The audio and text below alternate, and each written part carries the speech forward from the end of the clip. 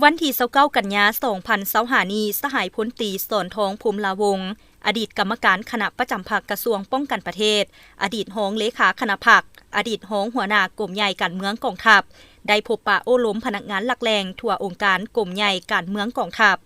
โดยมีสหายพลตรีวงศ์สอนอินปานพิมพ์รองรัฐมนตรีกระทรวงป้องกันประเทศหัวหน้ากรมใหญ่การเมืองกองทัพมีคณะพรรคคณะบรรษาพนักงานหลักแหล่งทั่วกรมใหญ่การเมืองกองทัพเข้าร่วมสหายพลตรีสอนทองภูมิลาวงศ์ได้โอ้ล้มหลายปัญหาที่สำคัญและเน้นหนักให้คณะพรรคคณะบรรษาพนักงานหลักแหล่งทุกสหาย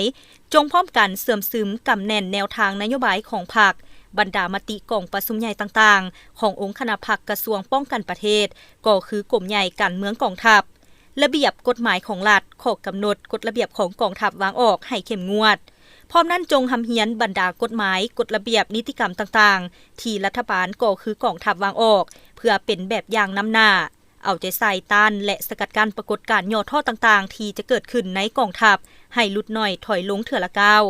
ปรับปรุงก่อสร้างพนักงานให้มีความเข้มแข็งหนักแน่นติดพันกับการก่อสร้างพรรคพนักงานหุ้นสืบทอดให้มีคุณทัศน์การเมืองหนักแน่นมีคุณสมบัติศีลธรรมปฏิวัติเพื่อพัฒนาตนเองและพัฒนากลุ่มกองให้มีแบบแผนที่ทันสมัย